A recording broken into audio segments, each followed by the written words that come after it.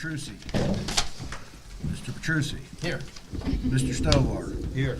You have a quorum, Mr. President. Thank you, Mr. Lingo. Welcome. Okay, information, Dr. Ayers. Thank you very much. I'm going to actually start off tonight by turning it over to Mr. Kerry Hetrick, and we have a lot of kids in the audience to honor, and we're very lucky to have our rifle club here. So I'm going to have Kerry start with the introduction. Coach Diane. Diane, you want to come on up and bring the kids up?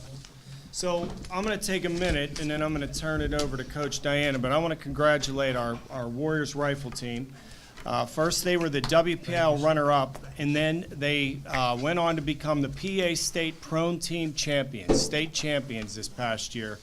There were 12 teams consisting of Eastern, Central, and Western PA, and Penn Trafford took first overall with a final score of 123.3. Making up our top five was Ivy Thomas, Carly Valenta, Seth Bachman, Emily Valenta, and Zachary Burns. Out of all the teams, which comprised 120 shooters, Ivy finished in the top #1 slot.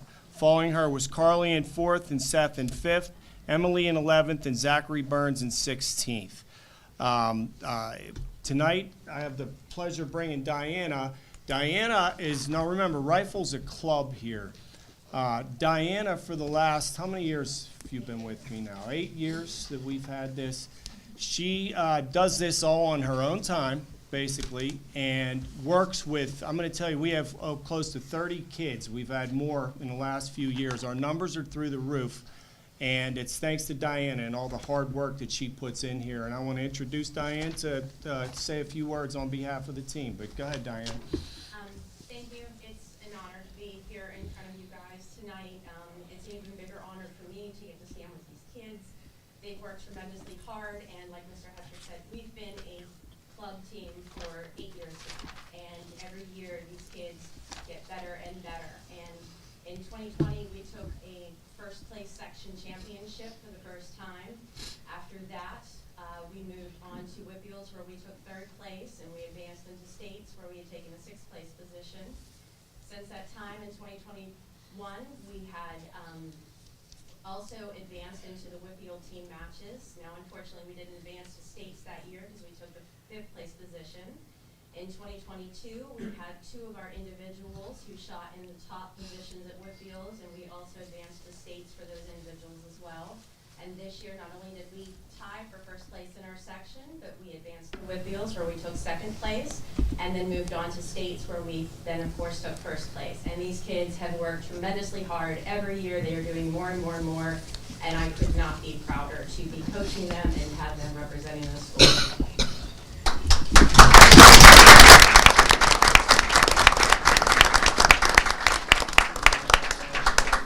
She should, hey, Kerry, Carrie, wait a second. announce names. Can they just say their name? Names. Oh, First. yeah, go ahead. Jump If you don't right mind, in. if you start, you go through. Go ahead, start with your names and go ahead right around the room. Which one? Right with you. Valerie McCrae. Carly Valenta, Ivy Thomas, Vanessa Ray, Emily Valenta, Michael Ford. Zachary Burns, Brian Brawler, Dominic Fitzgerald. Seth Bachman.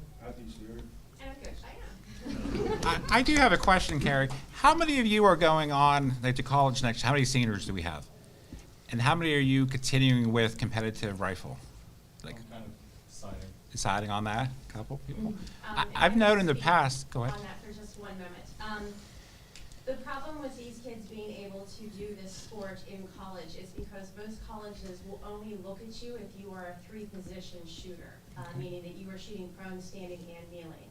What we do is just strictly prone, and that's just because that's where the Whitfield, I don't want to say division has us at. They do not allow for 3-position shooting. I know in Somerset County, there are 3-position teams, but they're under a different division than we are. So for these kids to advance to college and be able to have a scholarship, they can't do it at this level. They would have to be a 3-position shooter, which I also do coach outside of our season, Okay. Murraysville. So if any of these kids would ever be interested in doing that, I would coach them in that as well. Perfect. Have you had many students get scholarships before? Not through Penn Trafford, but over the years, I've been coaching for over 20 years, and along with my father, who's in 6. We've had 6 kids. who 6, have thank you. advanced. That's important to realize because it is great for an opportunity for the students. So I really appreciate all that you do. And I also appreciate I remember when this started, when did it, like, eight years I'd ago they've say been doing yeah. it? Yeah, it's been a long time coming, and our goal is to make this a full-fledged sport here in our next contract along with lacrosse. Yeah.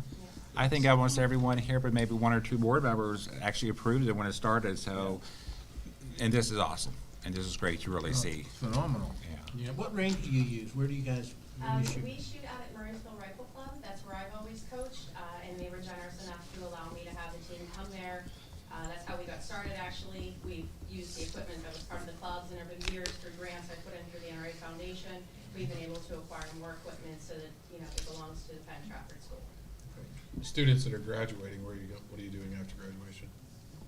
So for me, I'll be attending the University of Northwestern Ohio in Lima, Ohio, and I'll be going for diesel technology and high performance. I most likely will be attending the University of South Carolina for pharmacy. I'll be doing Pittsburgh Union Carpenters. I'll be doing commercial work in local areas. I think I'm gonna go to Westmoreland Community College.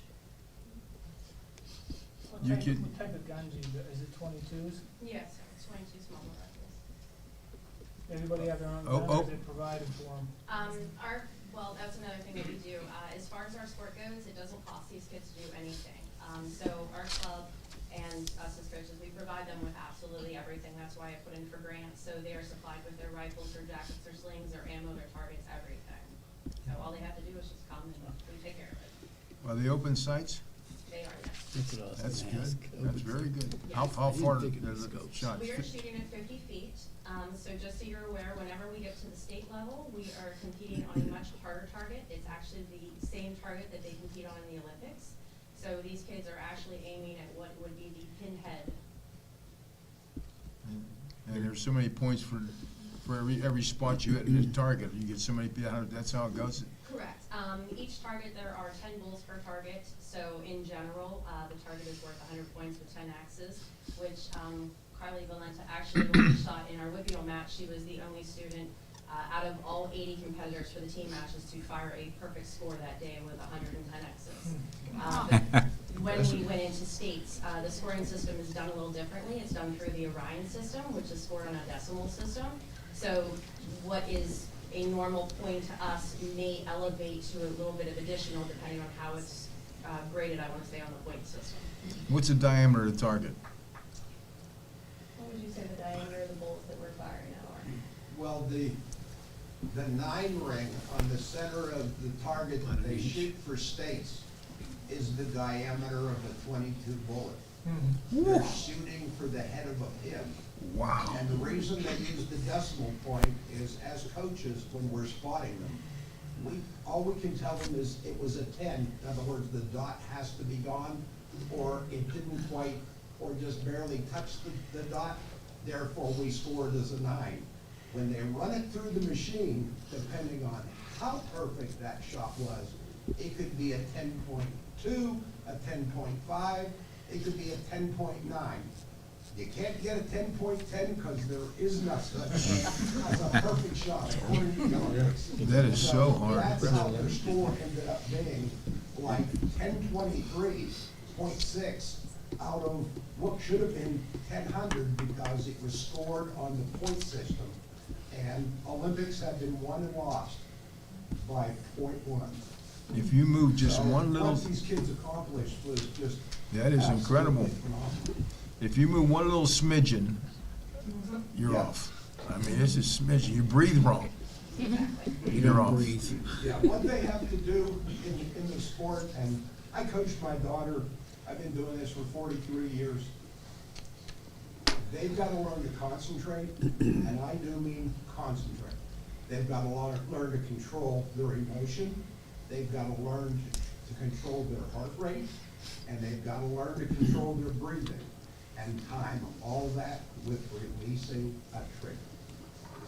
We teach them safety, we teach them responsible firearms handling, and then we teach them the basics, and they have to develop the skills, and they have.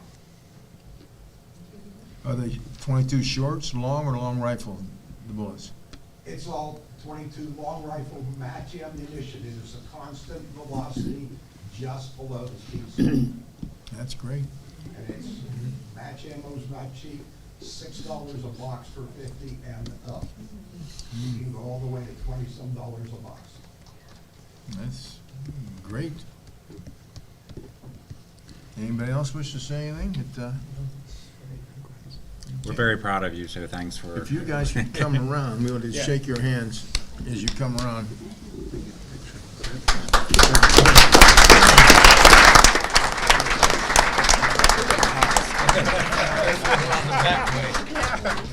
That's the back pocket half. Yeah. Really get a cop out there, man.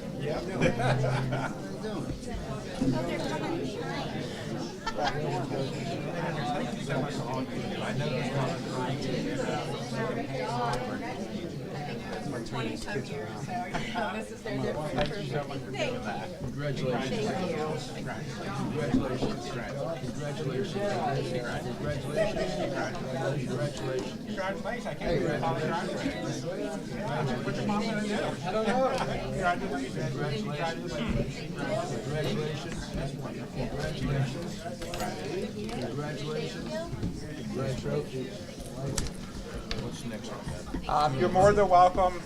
I always say you're more than welcome to stay, or you're more than welcome to go. No one has ever stayed. So. But if you're the first, great. But if not, we understand. Thank you so much. Carrie, while you're here, while you're speaking, can you give us an update on everything else? I know today Yes. the spring sports I'll started. give you and some more positive feedback here. So today's the first day of spring sports, but we are still flying high with winter sports. Just to touch off, we have another WPIL champion in swimming. Patton Graziano won gold in the 100 freestyle this past week at the WPILs. He also took second in the 100 backstroke. Connor Alexander placed ninth, and he'll qualify for states. Our 200 medley relay finished fifth of Connor Patton, Evan Del Signore, and Aiden Kelly. They also qualified for states. And in the 200 free, we finished seventh with Connor Patton, Evan, and Dante Barchisi. They also will go to the states. In addition, we set a school record, and we have 5 WPIL representatives going to the state championships next weekend. Tasso Whipple, Owen Ott, Joe Enoch, Hayden Coy, and Dylan Barrett all qualified for the PIAAs. Is that the highest you've had in a while? That's the highest, and in addition, I the never remember 5 going. wrestling team won their section as well, along with rifle. So they will head to states on Thursday, Friday, and Saturday. And on Saturday, our girls basketball team, which qualified for the state playoffs, will be going to Greencastle Antrim to play a 4 o'clock game in the PIAA playoffs. Where's that this located Saturday. at? It's about 2.5 hours from here, heading to Hershey. If I'm not mistaken. So, South of Chambersburg. yeah, so we're gonna go there for that and then head to basketball on Saturday after wrestling, so. But a lot of good things happening right now. And do you have an introduction of a coach? Yeah, I guess when we get to that part. or- Okay. yeah. Sounds good. All right. Now, my favorite part of the month is every month when we honor the students of the month, and we're going to do that next. Tonight, we have 3 different students who are going to achieve that honor. If you think about it, we have 3,900 students, and every year we might choose 27 to 30 students. So it's less than 1% of all students. And when you hear the readings from the principals and what they have to say about the students, from their teachers, their parents, and everyone in the school, you're going to realize how exceptional they are, because it's very hard to win this honor, and for what you have done, you should be very proud. And we're very proud to honor you tonight. In the fall, we are going to have a reception at the Warrior Center during one of our first football games, and you'll be invited, and we'll actually have a celebration that night, only because after this meeting, it's kind of hard to do anything extra special because we have an hour meeting afterwards. And I don't think you want to stay for that. But I'm going to turn it over to our school board president, what is it, 45 years, 40? 40, at least so many, 44-year school board, and president, Mr. Nick Petrucci. Oh, and the very first principal is going to be Mr. Morasti. Thank you, Dr. Harris, and Mr. Petrucci. I appreciate all of your service for all those years with that. McCullough Elementary has the elementary student of the month. And Curran, if you would come up and stand here in front of the podium. You don't have to stand behind it and talk just yet. That's after I'm done.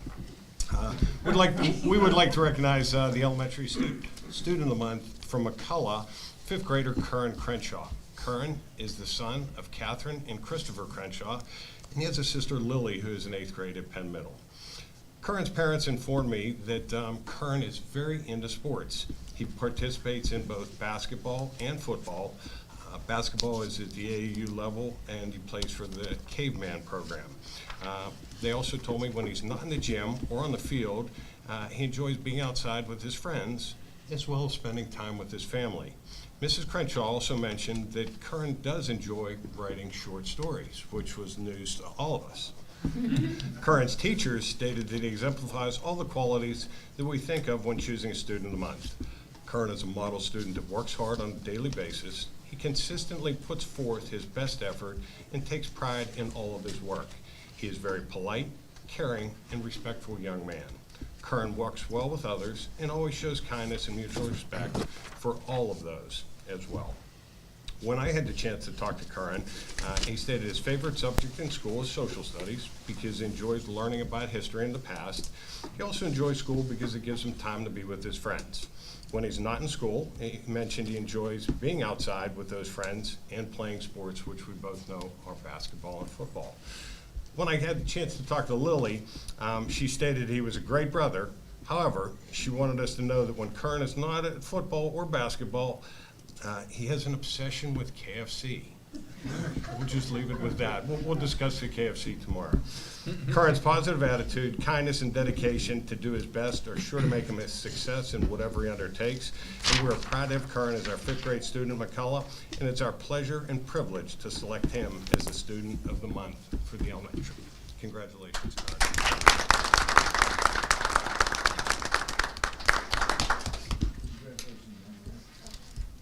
Go right around and shake everybody's hand. No, in the front. In the front, there you go. Thank you.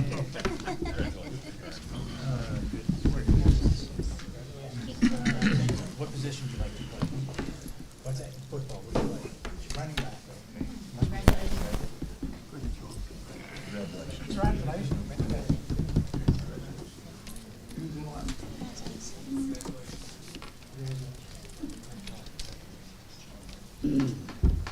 And Mr. Barassi, what else is happening at the elementary schools? Right now, at McCullough, we're preparing 2nd grade students for their cognitive skills test, the InView testing. They'll be taking that next week. Benchmark assessments for 1st grade in math are this week, 2nd, 3rd, and 4th grade are the following week. We have spring pictures coming up on Tuesday of next week. And hate to say it, but we're starting to get ready for those dreaded PSSA tests that are just around the corner. But it's busy, it's active, and all is good right now. It's hard because you're in the top 1% of all elementary schools in the state. Unfortunately, we are, yes. And it's hard to stay in that top 1%. Yeah, Right. So it's always good. So keep up the good work. Thank you, Dr. Harris. All right, next student of the month is from Penn Middle School, and we're going to introduce Mr. Jim Simpson. Thank you, Dr. Harris. Ava, let's come on up. I'm going to introduce Ava Heller. She's a 7th grader at Penn Middle School. She's our student of the month. She's the daughter of Carl and Sarah Heller here in Harrison City. And they share that she's an athlete, an academic, and an artist. She plays fast-pitch softball for the Passion and often travels to interstate tournaments. This summer, she will be traveling to Louisiana, where she will have the opportunity to play on the field at LSU. This year, she competed for the inaugural PT Middle School swim team. And when not playing organized sports, she's an avid skier and weight trainer. Academically, Ava is a high honor roll student, and she's disappointed if she receives anything less than 100% on assignment. She's been known to play school where she is the teacher and develops real lesson plans in math and reading for her sister and her neighbor. There have been times when her parents have had to ask her to stop reading and do something else. Lastly, as an artist, Ava plays the alto saxophone for Penn Middle and the piano for her family. She represented Penn Middle at the 2022 County Band Festival, and she's active in the Penn Middle Drama Club. At home, Ava enjoys creating art projects with her sister and recently taught herself how to use her mom's Cricut to expand her art scope. Ava's sister, Katie, a 4th grader at Harrison Park, says she likes to play softball with Ava, and she's very helpful helping her get ready. They play board games together and get along most of the time. Finally, Katie says that Ava is really strong and kind. Her brother Carl is a junior here at the high school. He also likes to play softball with Ava.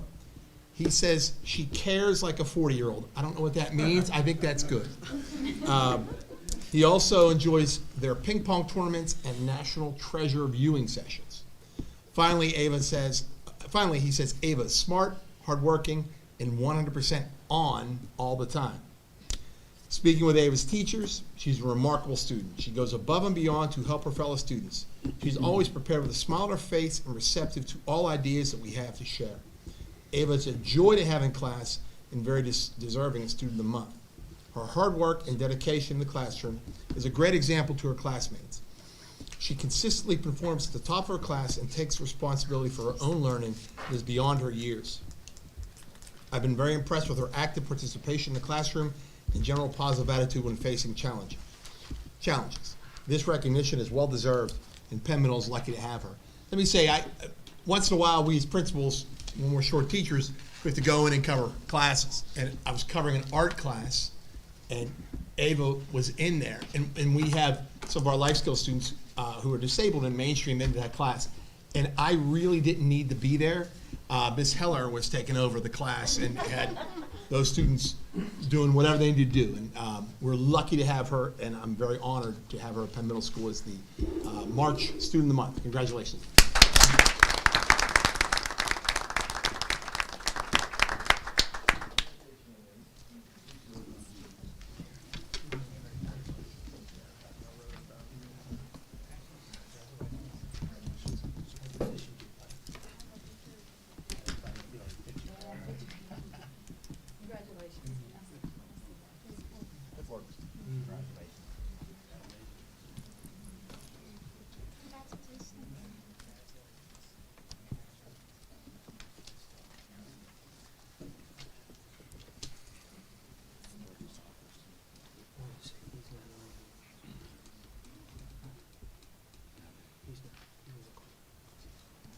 What else is going on in the middle school? Oh, let's see. So, March, we have here, this Friday, we have a motivational speaker. Next week, a dance. We'll end our PTO clubs this month, and the band concert is on the 29th. Coming up in the first week of April before break, we have the 6th grade and 7th, 8th grade chorus concerts. And Shrek Jr. will be the 21st to the 23rd. And as Mr. Morasti mentioned, we have state testings on the horizon also. Thank you. Thank you, Mr. Simpson. And next, we're going to have, and I got thrown off because I saw we have 2 of our high school principals, but Dr. Horvath's going to be here a little later doing a presentation. And we also have Mr. Tony Cloyo. Thank you, Dr. Harris. I would like to welcome up to the stage Deacon Jankowski. Come on up. I'd like to congratulate Deacon Jankowski as the High School Student of the Month for March. He's joined here this evening with his mom and dad, Kelly and Matt, and his supportive uncle. As Dr. Harris said, we have over 1,200 students in the high school alone, so to be recognized as one of the 8 Student of the Months for this school is quite an accomplishment already. I usually see upperclassmen get this award once they've established themselves. Deacon, on the other hand, is only in 9th grade and has quickly established himself as a true leader here at the high school. From day one, I knew he was going to be a go-getter, probably because he came to meet me every single day on the way back from Norwin, but that's to say it did not come easy. Deacon shared with me that he's had some personal struggles throughout middle school. Instead of succumbing to those difficulties, he made a plan. He decided to get involved with as many activities as possible and get to know as many people as possible. One of those activities being our JROTC program, the Junior Reserve Officers Training Corps.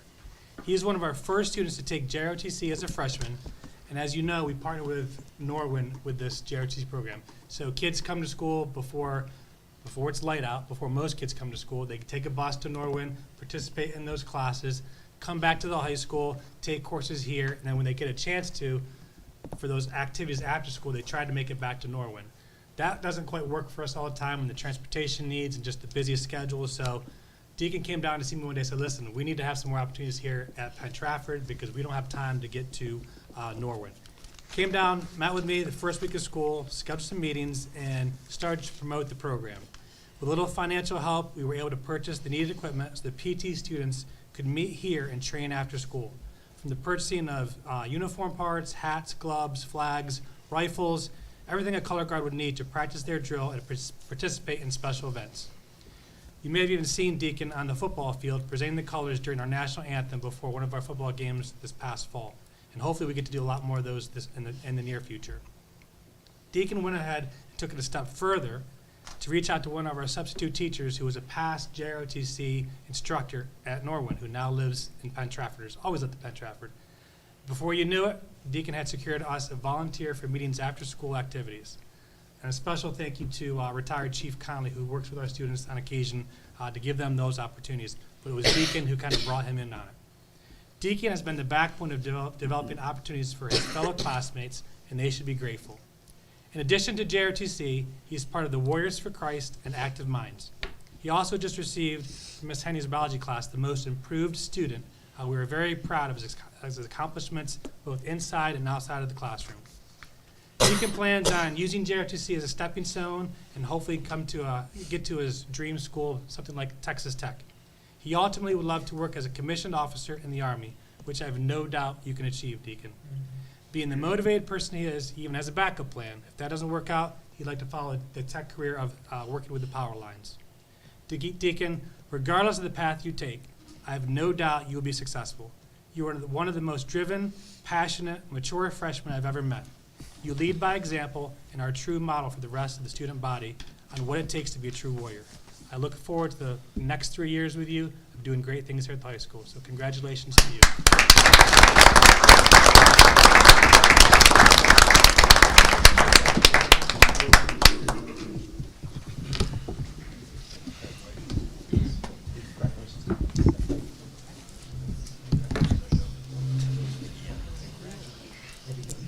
Great job,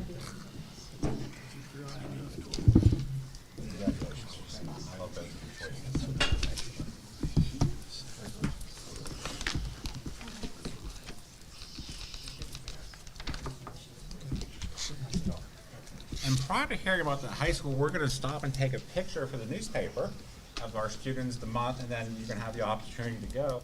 If you want to come, if the students who want, if you want to please come over here to the yellow display wall, which has nothing really on it, but we used to have us on this on top. I don't know where that went to. And apparently,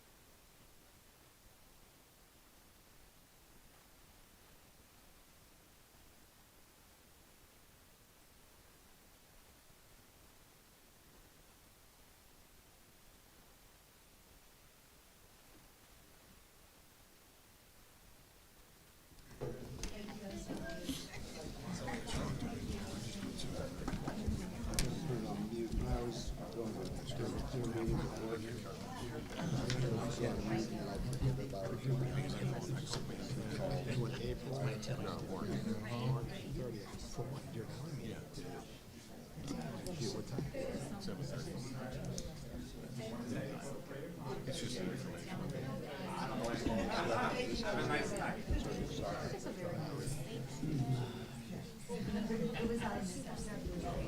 So the microphone, right? Mr. Quilio, if you want to take a few minutes of what's going on at the high school, I know there's a lot. Sure. First off, obviously, make sure you get your tickets for the musical, Little Mermaid. It comes, the opening night is March 24th. You can purchase tickets online, pick your seat, make your payment, do everything you need to do. I'm sure it's going to be a sellout show.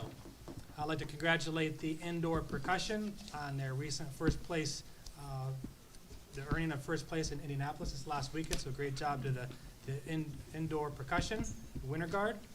And I would also like to congratulate one of our teachers, our business teachers, Marty Corna.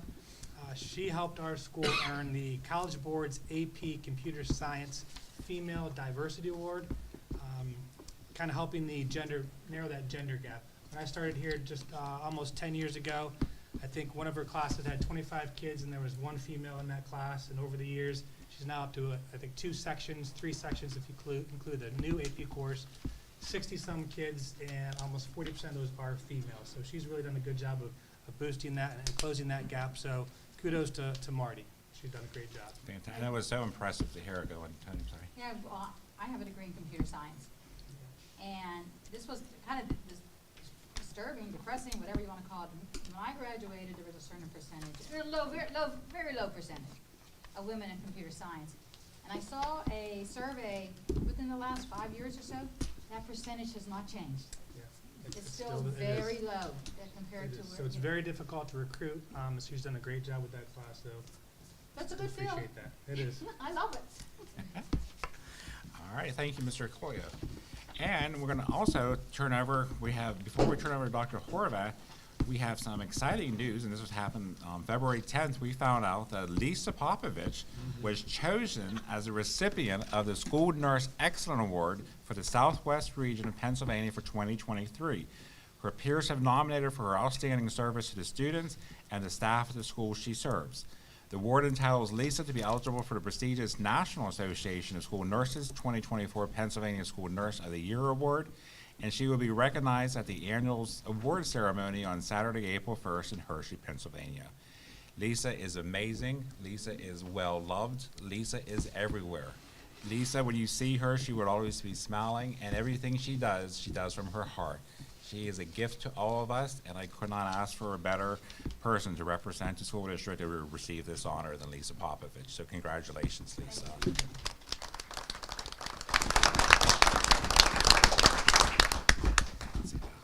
Are you going to be able to go on Saturday? Absolutely. That is a foolish question to ask, but you really do deserve it. And I know when the board, we got the announcements, I sent it out special to everyone, and I got a lot of congratulations and well-deserved from all the board members who replied back. So it was an honor, and I'm glad you were recognized, so thank you. Thank you. Thank you very much. All right. And now we're going to turn it over to another team that was recognized, and they're also going to be doing a presentation afterwards, and we're going to send it over to Dr. Amy Horvath. Okay. So there's no surprise. There's a connection between that nurse award and the SAP award that we got, which was the best high school SAP team in the state of Pennsylvania, and that's because Lisa is the coordinator of that as well. So that's no shock. But this is the high school. Stand up and come up here. The high school SAP team. If you don't know what SAP is Student Assistance Program. And students are put into the SAP program if they have academic, social, emotional, mental health, all kinds of issues that you can see in the classroom. This team meets weekly. Sometimes we go into like the first period, we're talking for hours because we have students that have need. And this team comes up with interventions to put into place that, the reason we got nominated was because the interventions that are put into place are so not unorthodox, but like they're different. We connect them to, there's Josh Bujakowski who is in our media center. We'll connect them to the media center for help with tutoring. And we also connect them to the media center if they need a connection with a student, and we'll set that up within the media center. Just bouncing ideas off of one another rather than just spinning wheels about students. And to be honest, we actually got better through COVID because we continued to meet, we met online, we bounced ideas off of one another. So I think that's why this team was nominated by the Assistant Coordinator for SAP of Westmoreland County, Donna Cartier, nominated us. So this is our team. We are missing 1, 2, 3, 4, 5, 6. So it is a large team, but like I said, we service, like, Wendy, how many? 77 students. And each one of these teachers has mentors. They mentor certain kids. So they check in with those kids. They have a relationship with those kids, and they share things that they might not with other teachers. So that is why. And it is well-deserved, believe me, because they work very hard. So this is our SAP team. If you want to introduce yourselves, start down at the end with Dr. Westwood. I'm a school psychologist. I've been with the district for 7 years. I'm going to be plugging something in while everyone else is on. I'm Rachel Krause. I'm also a school psychologist, and this is my first year here. Colleen Jones, the emotional support teacher at the high school. Brandon Fry, emotional support as well. This is my first year. I'm Brooke Hack. I'm a math teacher. I've been here a long time. I don't know the exact number of years. Still a long way to go. My name's Jennifer Henny. I'm a biology teacher, and this is my 7th year. Patty Arzeni, Health and Phys Ed. This is my 18th year. John Fujikowski, VIA Center, and it's my first year. Lisa Popovich, the high school nurse, and this is my 7th year. We are missing Sharon Spada, Missy Sutmeyer, and Linnea Sherman, who are our other 2 counselors. Pat Griffith, Jeff Fox, and Jackie Bartko. Am I missing anyone else? Oh, Hunter Owen. Hunter Owen. Oh God, Hunter, I'm sorry if you're You didn't miss listening. him. Yeah. You got it. But this is our state award-winning team.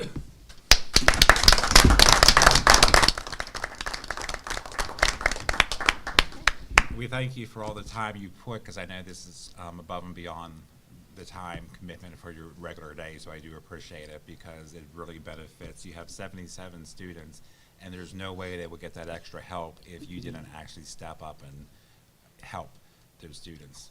Because I know with one person can't do much, but a team of 17 of you can do a lot. And it really goes noticed by us and by the school board. So I'm very proud of all of you, and I really do know from the bottom of my heart that you do this because you love children and you want them to do well. So thank you. I just like that, Mrs. Popovich, that smile on your face, is it permanent all the time? Every time I see you, you got a beautiful smile. It is. And would you have your group please come around and shake everybody's hand, please?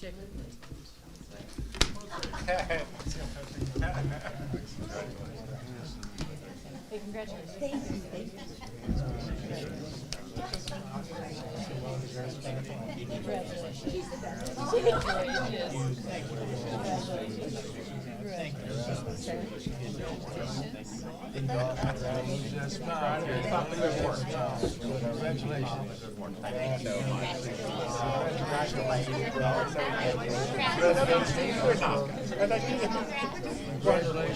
First year, congratulations.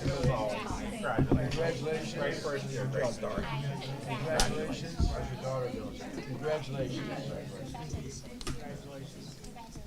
In addition to the staff, Dr. Horvath and the team would also like to present. Did you have something else before? I just wanted to say thank you to all of the school board for allowing to send Amy and I to the state SAP conference, which was last weekend.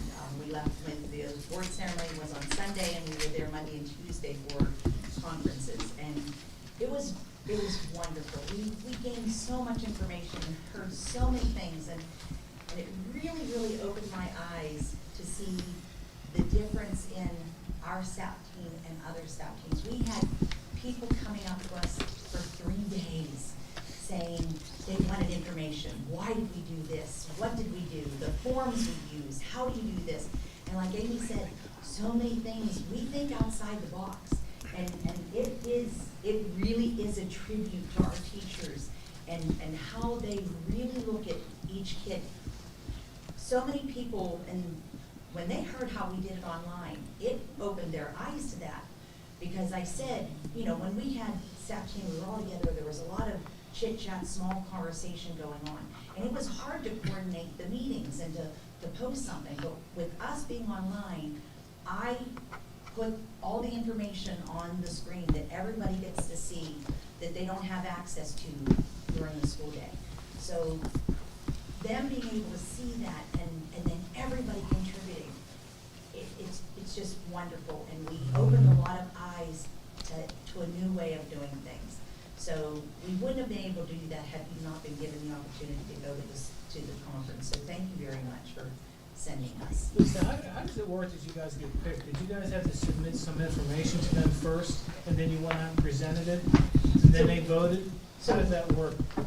Well, they come into our meetings Okay. and see us. I mean, Donna has been jumping into our meetings probably every third month. She'll jump into our meeting, and it was how we started literally 7 years ago, and what we were 7 years ago to what we are now, and the progression. And they were very impressed with our data sheet that we have, and how we use our data and all of the information in our data. They were overwhelmed at the information and how we truly go outside the box to get to help the kids.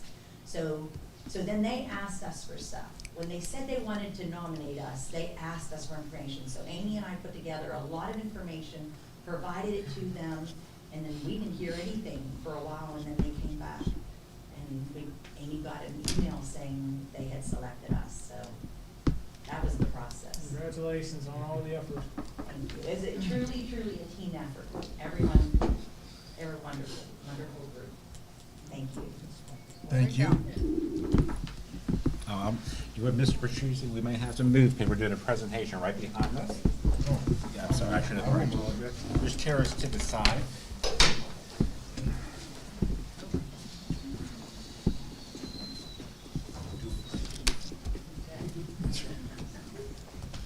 Apologize, we can't make it any larger. Okay, so we are going to talk about our mental health needs of the district. So we'll talk about what's going on in our school district, what we're doing, some of our resources and solutions that we have in the school, and some of our barriers for that. I included this first slide here just to show that there is an increase in mental health needs over the years, especially. We are actually being recorded, so we do have to have the mic because of the sound. Okay. Sound like I should have announced at the beginning, although they're not in here, they're doing it wireless. Okay. We both got the text at the same time. So our first slide here just kind of goes over what the county's numbers are. So this is taken from the Pennsylvania Youth Survey, the PAYS survey. Our district does not participate in that survey, but a lot of surrounding area school districts do participate.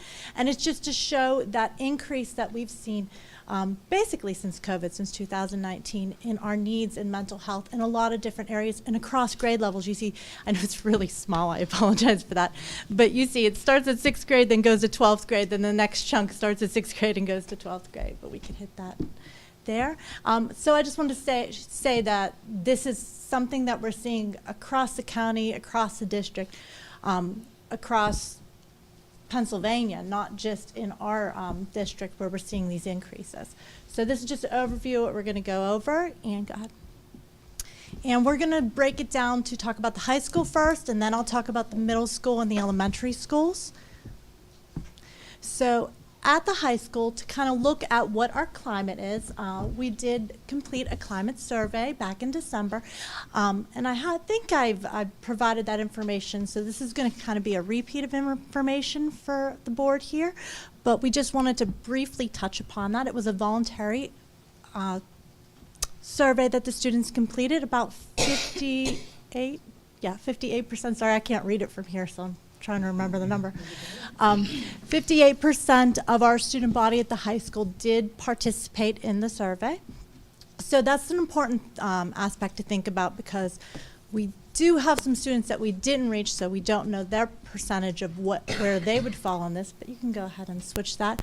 We looked at some health and safety checkpoints, but also some different questions about mental health, where our overall concerns are mainly in anxiety, depression, emotional distress, concentration, focus, hyperactivity, all of those areas, and also negative peer relationships. Interestingly, the peer issues were more so with having the social skills for friends and keeping friends, as opposed to something negative like bullying. That didn't really come up as high, but you can go ahead and hit that. So there's two main areas, an internalizing index and an externalizing index. The externalizing index shows us observable behaviors, basically. So that's where we're seeing the hyperactivity, we're seeing concentration, things that the teachers are seeing a lot in the classroom. Now, blue is average, so that's where we want to see it. Red's slightly average, but the yellow and the green are clinically significant concerned areas. So that's something that we want to remember as we go through the rest of the charts.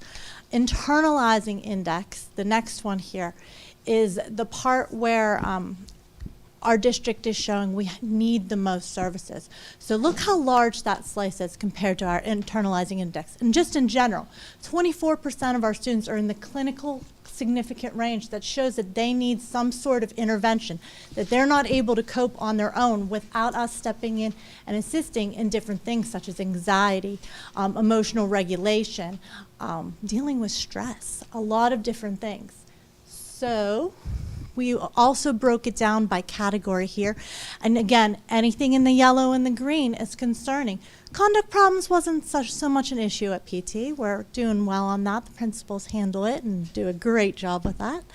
But that emotional problems, that again goes to anxiety, depression, all of these dealing with stress. Those are the things that we're seeing as counselors, our emotional support teachers, and psychologists that we're seeing every day that the students are having trouble coping with.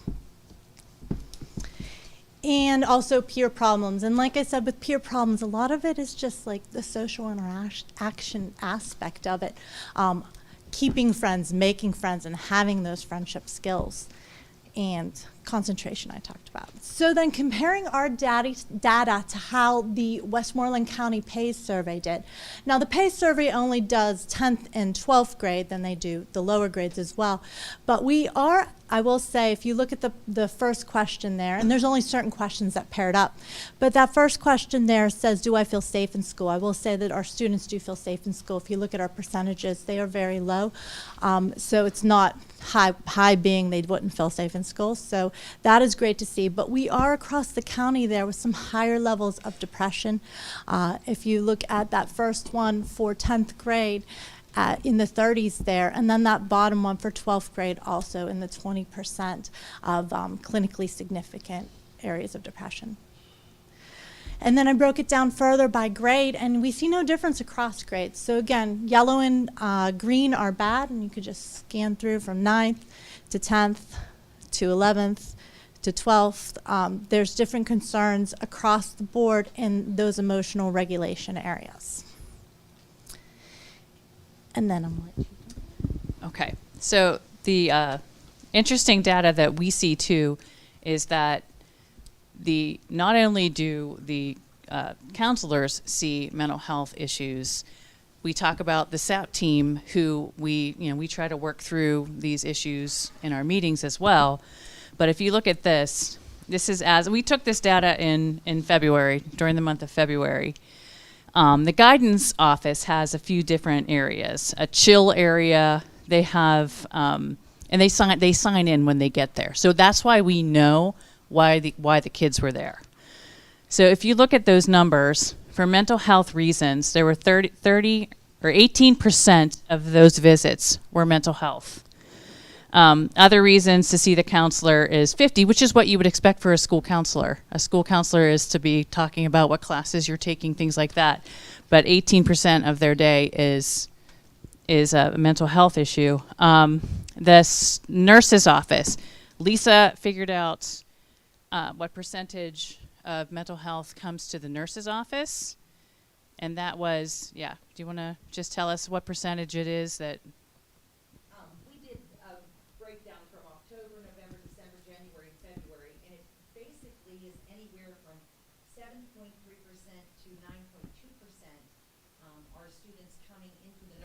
office with mental health issues. And that's really not all of them, but that's a breakdown of those true mental health being in the nurse's office for that percentage. And then we also looked at the number of students that come down to the office to talk to one of the 3 principals. Now, I have 0 training in mental health. I have 0 training, let's say that again. And there are 20% of the visits that come down to the office was a mental health issue.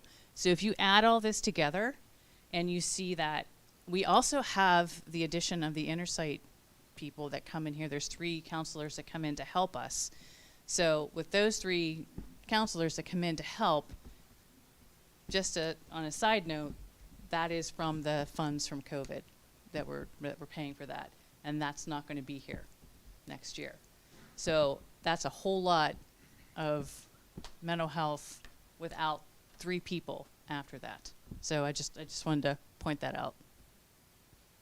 And I didn't add the school psychologist percentages because we're almost 100%, but that's what we're dealing with.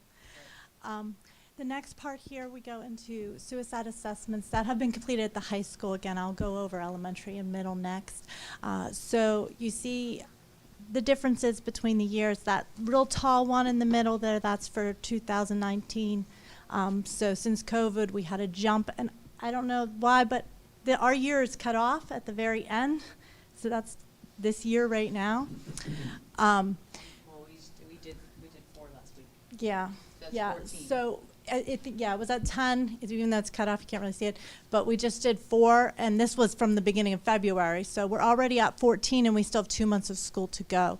So we are seeing a trend of, and when I say a suicide assessment, that is completed by the counselors, the emotional support teacher, or school psychologist within the school when something has been reported that a student is having thoughts of suicide, and then we individually assess a student. So this is not including assessments that are happening outside of our district for parents that take the student to the hospital or anything like that. That is our staff doing assessments and then providing the right direction from that point, whether the student needs to go to the hospital, needs additional care. We're making those decisions from there. So that is a large number for our staff to be completing. And then I'll also talk about the elementary. You can go ahead and flip that now. So since we don't have the great login system that the high school does have, we just took a week of counselor data, rather, as opposed to the whole year.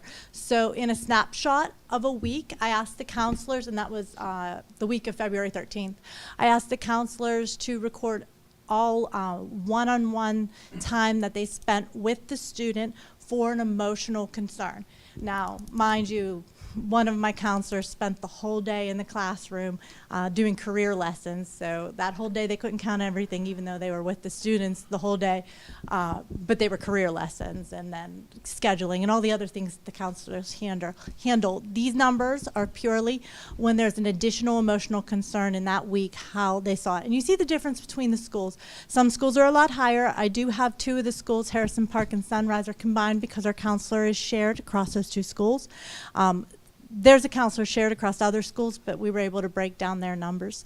And then if you see at the bottom, those are suicide and risk assessments that have been completed by either the school psychologists or the counselors at the elementary and the middle school level. And again, I said this was at the beginning of February.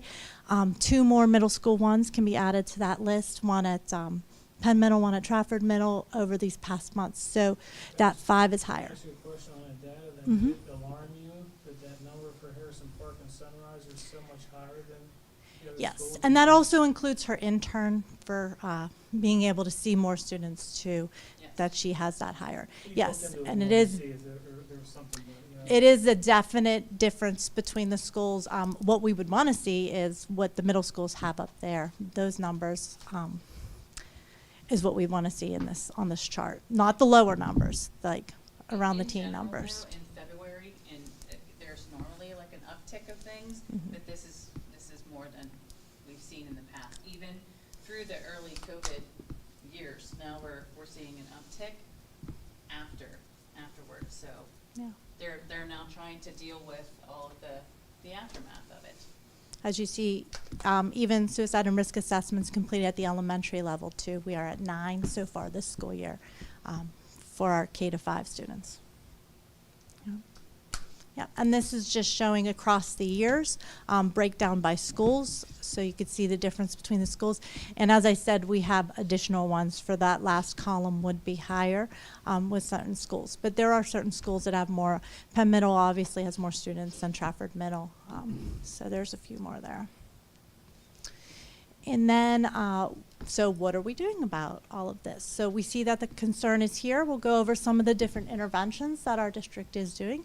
So our first bullet point is SAP, our Student Assistance Program that Dr. Horvat just talked about and kind of gave us what the SAP's program does. It is in all of our schools, and we're working on getting all of our schools to that level that the high school is at right now. So it's a great resource for our students. The second one is we do have lessons that the counselors provide, like whole class lessons, and then they also bring in St. Vincent.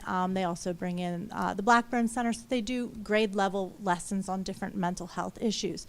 Now, where our therapy comes into play is the two last bullets there, and I really want to specify the difference between our school-based mental health and our Bridges program. So the Bridges program through Intersight is something that we brought to the school district last year. And so this is our second year doing it, and we've expanded as we've gone to the schools that are included in that program. School-based mental health, that first one, that is completely funded by insurance, so there are co-pays sometimes for the parents to complete. It's basically therapists from a different outside provider coming into our school and utilizing our space for students that need therapy, but for some reason or other they're not able to get it outside of school, or school is the best arena for them to be provided that, so they have that contact with the teacher as well. I'll talk a little bit more about the Bridges program next, or in a minute. This is our numbers for the SAP across the district. I had said 77, I think, earlier, and it says 71 here, but again, we did gain a few students as we came through February into March, and this is from the 1st of February, all the data on this chart. So some schools are a little higher, some schools are a little lower, but in their referrals there. I will also note a positive thing. Our county is recognizing the need, and they are switching next year to having a liaison to each district. Right now we share our county liaison with another district, so that'll be a positive thing for us to have more time with our liaison. Our county liaison is the one that goes in and contacts parents and provides different resources to the parents on mental health services in the community. You kind of have an outlier with McCullough. Any insight into why that is? McCullough, twice as high as most?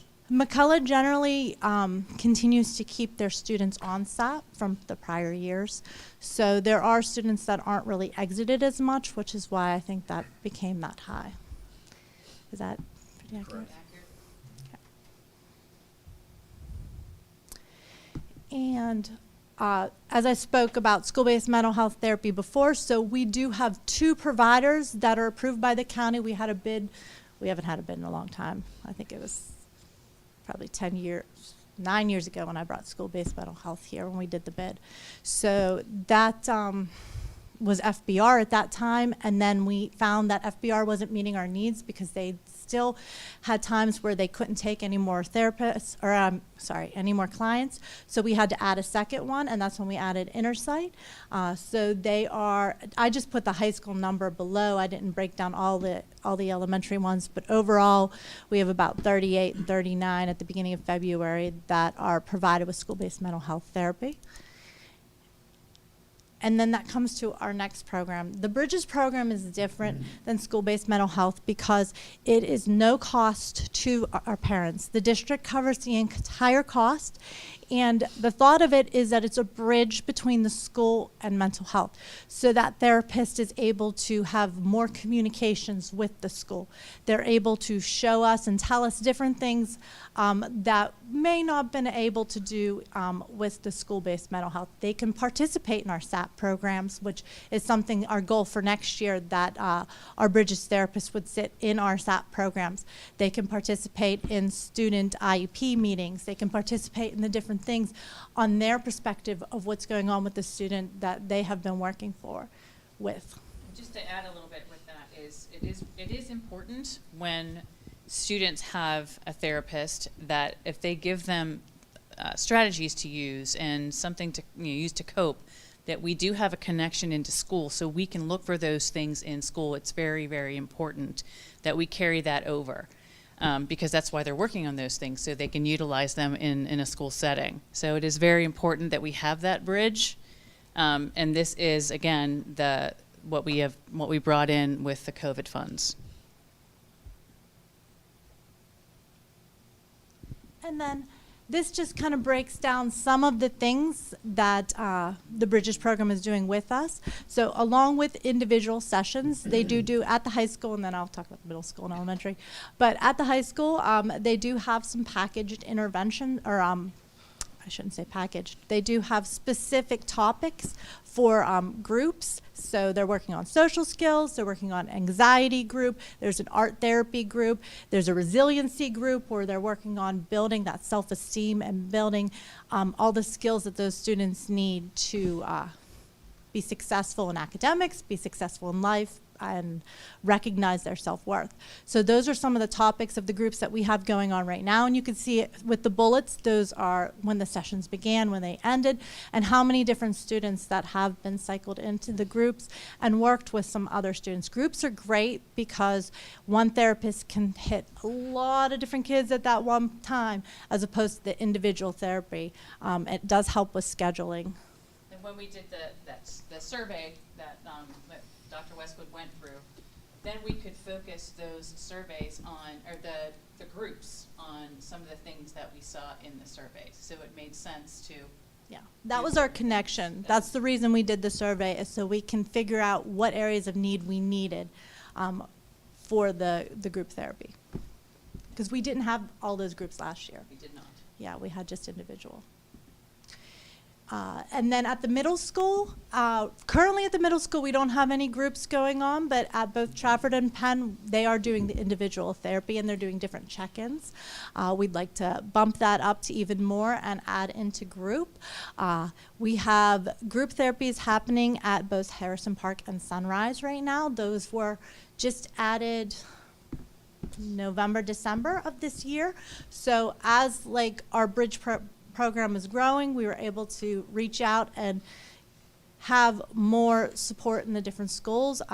Just adding on Trafford Elementary, we have one student at Trafford Elementary as well, and hopefully we can move to having McCullough and Level Green on there as well, sorry. And Level Green on there as well as included in our Bridge program. Okay. Just to add a little bit too. So when we are talking about having these groups and doing all these things within the schools, you're thinking to yourself, aren't we a school, where's the academic piece? But if we don't have this in place, the academic piece doesn't work either. Mm-hmm. So if they're thinking about all these other things that are going on and we're not doing anything about that, we might as well not be teaching geometry. Yeah. When a student's preoccupied by something else that's going on in their life, there's no understanding of what's in front of them. So it's definitely help. And then doing it at the earlier levels, that's when we're seeing the difference once our students get to high school. That's when we're seeing that they're having that ability to function and interact and not have these issues. So the earlier we put these interventions in place, the better. And this is just pre and post data. The post data is not that great for, I think this is for individuals. It's okay. The post data for individuals isn't that great because there's still students in the individual therapy. So there's not post on everybody. They're still there. So, but you do see an increase. We had gone through the group one, but you do see an increase of the skills in both of the areas. Mm-hmm. And now we're looking at, so why, is there a difficulty? Because these are some wonderful programs. There are barriers here. Our parent involvement, that's one thing that we definitely want to move towards in our student assistance program for next year, is having more parent involvement upon all of our schools, and that is one of our goals at the high school. And then also time in the school day. We only have a certain amount of time available because we don't want to pull students out of their reading, out of their math. So that's when scheduling becomes really difficult. That's what I love about the Bridges program. As I was talking about it, we have 3 therapists. So when scheduling's an issue and this is the time that these students can be seen, I could have 2 therapists doing 2 groups at the same time. So it is helpful to having one person who's in no way able to travel the whole district and see kids during these times without having to pull them from an important area during their day. And then finally, funding is an issue. From the funding that we have used, we are trying a lot of different ways, applying for every grant we can possibly find. I'm working on some things with the county right now, so we won't have to do pay for the full amount, but we will be having to cover some of a district cost with. Dr. Westwood has spent a lot of time looking for some grants. We submitted a large one expecting something back, and we didn't get anything because we are not, yeah. We don't have the crime in our district. Yeah, we don't. There's a lot of things like that. So it was disappointing. But she spent a whole lot of time trying to do that. It would have lasted for 5 years if we would have gotten it, but. But we do have some avenues that we're working on right now. I do have a meeting with the county this week, but there will be some cost to the district. And that's everything. How important or what impact does early intervention at the elementary level have on our high school? How important are elementary counselors? I can cover that. I think it's extremely important. At this point, I can give you an example. We had early intervention when I was in elementary with a couple students, and I see them up here, and they've grown. So we don't have. I can tell you firsthand. And then, if they work through these issues with dealing with peers, that's the big thing up here, is dealing with peers. So if they figure those things out on the way up, maybe we won't see as much as we see up here. We probably don't have data because I think a lot of this is COVID related too. So we probably don't have data from that at this point because we're seeing this uptick because of what's happened because of COVID. And that's the reason I asked her to answer that question, is because she did just recently share an example with me on a student that is now in the high school that we knew had issues back then and is doing wonderful because of the interventions we put in place. And that's the thing, a lot of kids, we do a great job putting interventions in place right now, I will say that. And a lot of times you don't see any of the negative things on those students because we've done such a great job at the elementary school. But I want to continue those services that we have in place right now and continue to work with those students and see that difference. And if we're giving them these interventions, then we're going to see higher academics. We're going to see better concentration. We're going to see a well-rounded kid who can make friends with another person and have more self-confidence as they get into the older years. You said you had some interaction with somebody at the county level. Who might that be? Renee Dady. And with what group? So our SAP liaisons come from the county. They provide funding for our liaisons. We work through them for SAP, and then that's how they provide different services. So it would be through that. Like county, though. So through the county's behavioral health department? Yes. I'm sorry. That's what I was reaching out to. Thank you. You had mentioned the PACE survey. What was the deciding factor not to participate in that? So we have asked before. That was the board decided that they reviewed the PACE survey and thought it was not appropriate in prior years because of some of the questions that are on the PACE survey. I'm new to the board, so. Yeah, so the PACE survey is an anonymous survey, just like the survey that we did provide. However, it does ask some different questions that were questionable to the board in the previous thing. They do ask about transgender issues and some other prodding questions about interactions. Thank you.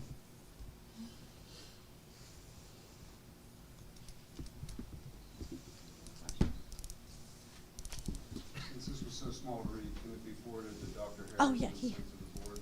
Yes. PowerPoint? Yep, he already has it. He could share that out. I do apologize for that. I know one of our goals this year, when we had the COVID money, we didn't add specific personnel. We added money towards these programs as well as our tutors, and I know that's something that all the principals would like to actually keep. So we have been working with Brett, and he knows about the budget this year, and we're going to try to find ways, and I know Dr. Westwood and Dr. Horvath have been looking for different grant opportunities too, which I really appreciate to offset the cost. But this is a need that we would still like to keep in some capacity. So that is one of our goals that we have for the year, and I think every principal here can support that. Tony, Jim, and Joe. Any different than what I just said? No, just listening to Dr. Westwood and Dr. Horvath just talk about it. It's our daily job. We celebrated some kids who are doing very well here tonight, but that's a behind the scene thing. There are kids who, and you guys know, have issues, and we need to make sure our toolbox per se is well stocked, because kids have issues at all levels: elementary, middle, and high school, and they're different. COVID brought this out with some mental health issues that we're seeing. The Bridges program has been excellent in helping us with our counselors keep that workload, because it can be, our counselors, if you get a serious situation, your counselor can spend all day with one child. Very easy to do. And I think you understand that. I don't want to continue to talk about points that have been made, but it's very important that we do this. And we continue to support our kids this way, because it's something that it's not front and center all the time. Okay. Well, thank you very much, Dr. Horvath, Dr. Westwood, and all of the SAP team. If you want to stay for the rest of the meeting, you may. If you want to go, I know some of you get up in a couple hours. So, you may go, but not offended. I have a WIU update. Do you have any updates for us, Mr. Leonard? I can give you a brief report on a couple meetings I attended this week. I attended 2 meetings in February at the IU. The first meeting was held on February 15th with the sole purpose of reviewing the Act 93 staff agreements, and I was attended by only the executive director and the board leadership team, which does include me. Second meeting was held on February 28th and was the regular monthly board meeting for the conduct of standard business. The executive session was held prior to the open general meeting. The items discussed were the various pending legal matters, several health and safety issues, progress reports on the Act 93 agreements, the progress and status of the professional association contracts, which is still close to being solved, I believe. Status of the executive director's employment agreement, and 4 grievances filed by the professional staff were reviewed. And the regular meeting began at approximately 7 o'clock with 11 members present, 5 absent. All financial reports were reviewed and approved. Received and approved reports from all committees. Discussed the status of the ongoing development of a new business plan for the IU. Then the executive director presented a report on the conference that he and several other board members and staff had attended. The business manager presented a detailed report on the preliminary operating budget. We then went into a second executive session to review and discuss the grievances under review. Then the entire board reconvened for the rest of the regular business meeting at 10:11 p.m., at which time there were 4 individual votes taken to deny 4 grievances which had been filed by the professional staff union reps. The meeting was then adjourned. This concludes my report. If anybody desires additional details, a full agenda meeting with minutes and related documents can be found on the IU website. Okay, thank you, Mr. Leonard. And as far as the CWC-TC, Mr. Petrucci? Thank you, Dr. Harris. We met on last Thursday the 2nd, and the following items were discussed. They're starting to meet with local municipalities to strengthen those relationships so we can coordinate more students being placed out on work, and also inviting them to see what goes on at CWC-TC. We're finalizing the 23-24 budget, and it looks like we also have a tentative, a new business manager, which we got notification of it today. And one thing I noticed, Mr. Lego back us up, that they start sending money back again, and as soon as Mr. Talari moved on to a better job with the audit department, the state audit department, and I kept on, we did have passed a resolution, but of course he was gone, and to build up our fund balance, we stopped sending money back to the school districts, and his assistant there, she just starts sending them back again to the school district. We didn't want to send them back till we build up our fund balance to 5%. So I hope a new business manager will correct this, and I think the business manager will be starting the 1st of April if they approve the money. And the offer is $90,000. Okay, welding, Skills USA competition, attended competition in Williamsport. They're going to do it tomorrow, March 7th. We have 96 students in co-op now. It's the regular students going out to work. The career fair was March 8th, with 50 companies are expected to be in attendance at the school. There are 822 students now enrolled in the afternoon session, and the school only seats about between 14 and 1,500, so it's getting pretty condensed. 13 students are enrolled in March 13 CDL classes this is for adult ed now. Next class will begin April 17th. Automotive technology seniors with emission certification online will begin March 14th. 37 machinist apprentice program will begin. 2 students will be hands-on training session, and that's also begin this month here.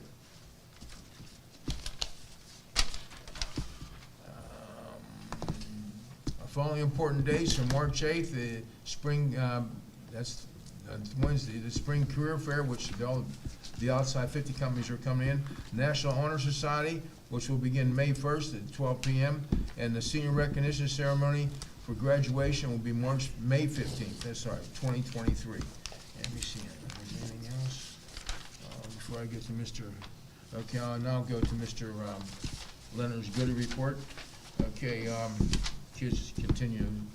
I always gain weight when I leave these meetings. Okay, salads, there was salad, there was red bliss potatoes, glazed root vegetables, chopped chicken breast, stuffed chicken breast, sorry about that, seasoned charbroiled steak, apple pie crepes, king cake is from Mardi Gras, and lady locks. Our lady locks are always excellent. And our next meeting is Holy Week. I don't know if I'm gonna be able to make it. It's on Thursday, April the 6th. That's all I have, Mr. Thank you very much. That was the end of my information. I think that was a record for me tonight, an hour and 20 minutes. I don't know. It was a long night. We don't have any recognitions of visit. Well, that's actually Mr. Petrucci's part, but there's no one signed up to speak. So I'm going to turn the meeting right back over to you. Okay. All right, executive session. The board discussed real estate personnel, and we have an executive session after this meeting also to discuss personnel. Okay, and recognition of visitors, no one signed up. There are no items in old business. Are there any, we're now going to go to consent agenda. Does the board wish to remove any items from the consent agenda? Yeah, Mr. President, on page 5, subject D, I'd like Mr. Nemec to read that approval of the AED units. All right, it's page 5. Mr. Petrucci, I also have one ad under athletics and extracurricular. Yeah, I know, I was gonna, I know you was going to that. Okay, first we'll go to, no athletics, alphabetic order. Go ahead. Mr. Costo. Yeah, I'd Dr. like to Costo. recognize Ben Sushko. Can you come on up, please? He's our new boys varsity soccer coach. So from a voting perspective, Brett, we just follow the normal format? Yep. Okay. Just down. I'd like to make a motion to accept Ben Sushko as the boys varsity soccer coach for the 2023-24 season a salary of $5,612. I now have a motion, I need a second. Second. Second by Mr. Matarazza. Any question on the motion? Question? Question, all in favor signify by saying aye. Aye. Opposed? Motion passed. Congratulations, young man. Gary, you want to do the introductions? Yes, I'd like to welcome Ben. We had a committee formed of some administration and board members. We interviewed a handful of people, and we obviously, we came out of here with the best candidate on and off the court. This gentleman is going to rep Penn Trafford to its fullest. And Ben, I'd like to say a couple words while you're up here. I wasn't really expecting to, but putting me on the spot. Just like that, before you start talking, our meetings usually aren't this long. We had a lot of special recognition tonight, so this is why we take this long. It's very nice you sit back there patiently. Yeah, you're going to work from here, right? Yeah, I'll go straight to work. Ben is a state police officer. Oh. He can tell you a little bit about his background. Yeah, I mean, I'm just super excited to get to work here. Soccer's been my life for as long as I can remember. Can't wait to teach these kids everything I know. I'm gonna give them everything I got. I wasn't really expecting to have a speech. I didn't have anything prepared. You with the Greensburg Barracks? No, I'm actually up in Gibsonia. Could you give us your background? With Yeah. everything? Yeah, well, start college. I'm You- Hanville grad. Went to Tusculum University, played soccer there. Joined the state police in 2014. I've been there ever since. You're moving into the area, correct? Yeah, I'm gonna be breaking ground on a house probably in May. And you have one little one? Yeah, I have a 4-year-old son. We'll eventually high school here. So, Where do you reside now? in McCandless, just temporarily. Welcome aboard, Thank and you. always, welcome into the community, the township, the school district, and here. Thank you, I appreciate it. What made you want to move to PT? My wife is a PT grad, so she loves it out here. And I was open to moving anywhere, so. What was her maiden name? Her maiden name's Gordish. She graduated. Oh, I know that. 2007. Like Matt Gordish? No, what was Matt? Dr. Horvath should know. What is her first name? Amanda? She was a volleyball player? Yeah. I was her coach. I told you. I knew exactly who would know. Is she related to you? Yeah, how's she related to Nick? Everybody's related to Nick. No, I'm sorry on that one. Can't help you out. No? Okay. You have any questions for us? Any questions for us or anything? I'm sure AD, you covered all the parts. Yeah. He's real thorough. He is, You know, we're looking forward to it. I know we're gonna get good things. I mean, he's very impressive in our meetings and our committee that we had, met with him a few times. Mr. Quilio got to meet him at the end, so I think, you know, a lot of good things to come ahead, and, you know, appreciate, everybody hanging tight here with us tonight. I know it's been a little bit of a process, but, I think it's gonna be well worth the wait here. Good luck. Good luck to you. Yeah, welcome. Yep. Yes. Stay safe out there. Appreciate it. It's easy for us. Okay, Mr. Nemi? Did you want? No, we need, hold on. Hold on. Wait. Hold on. Oh, it's at the end? Okay. We need to approve the consent agenda. I didn't get, no, this is exception to the consent, right? That, yeah, we already did that. No, there's two exceptions. Vote on the other parts of the consent agenda, Yeah, then you move to that. Yes. Well, Brett, first Scott had one exception, right? He added an item to the agenda. Oh, I'm okay. He added an item to All the right. agenda. It's not an exception. He added an item. Oh, okay. So do this in order. Okay, if I'll entertain a motion to approve the consent agenda. Excluding letter D. Okay, wait. Reading letter D. D, letter D. Letter D. Yes. Excluding letter D. Okay, then I'll go back to and I'll let him read letter D. Correct? Hold on, we need a motion. I said, I'll So entertain a moved. motion. All right. We got a second? Any Question? question on a motion? Question? All in favor signify by saying aye. Aye. Opposed? Motion passed. Now we go to Mr. D. Nemi. Thank you, Mr. President. Move to approve the purchase of 25 Philips AED units and accessories from Allied 100 LLC in the amount of $33,064. And I believe these are to replace aging units that we have that we can no longer purchase batteries for. Correct. I'll second that. A motion, I have a second. I have a question on motion? Question? Question, all in favor signify by saying aye. Aye. Opposed? Motion passed.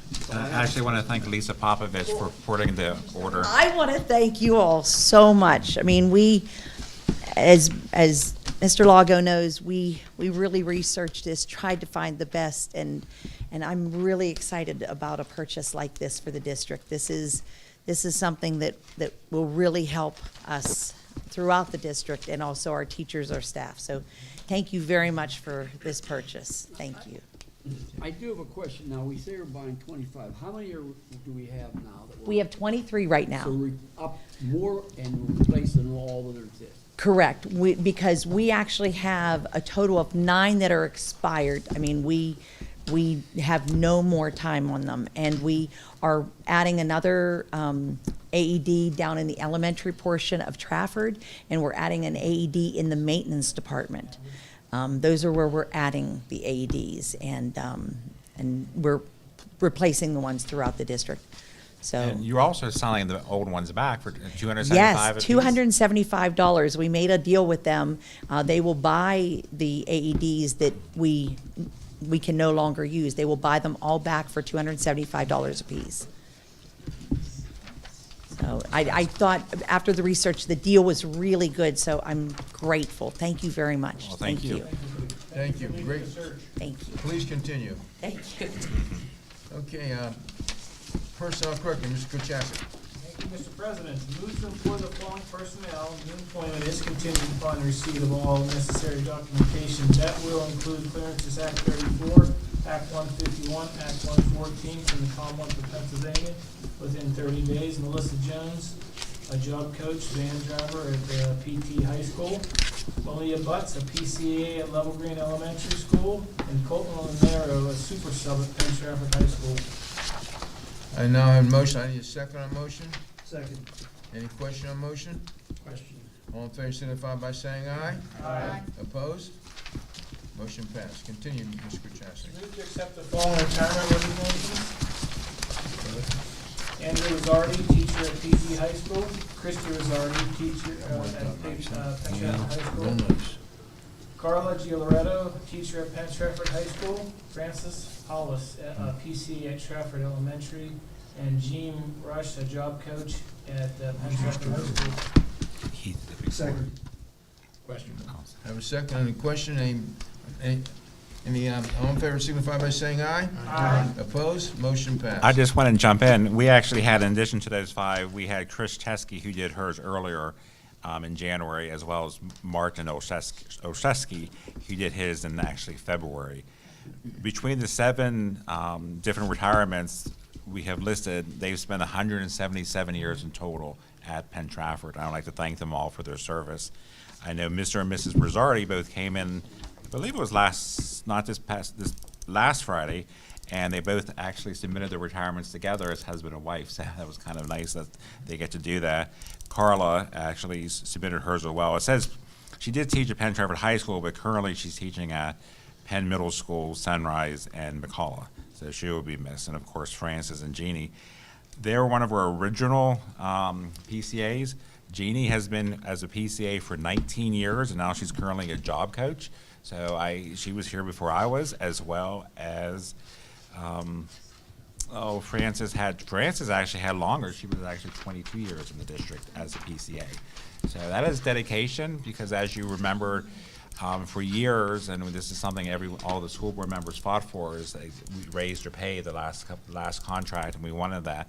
They was always working, not for the job that actually made the most money in the district at that time, but they did it because they loved it, and they do it with a smile. And they like all of our PCAs, and it's not always about the money, but they were original, and they put 41 years between the two of them. So they really got us through some difficult times, and they helped students who might not have actually been able to succeed without their help. So they will both be very missed, and I'd like to thank them as well as all of our retirements from tonight, as well as our prior retirements.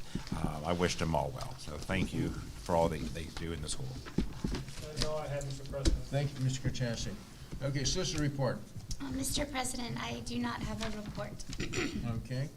Okay, now time for adjournment. I'll entertain a motion for adjournment. Motion.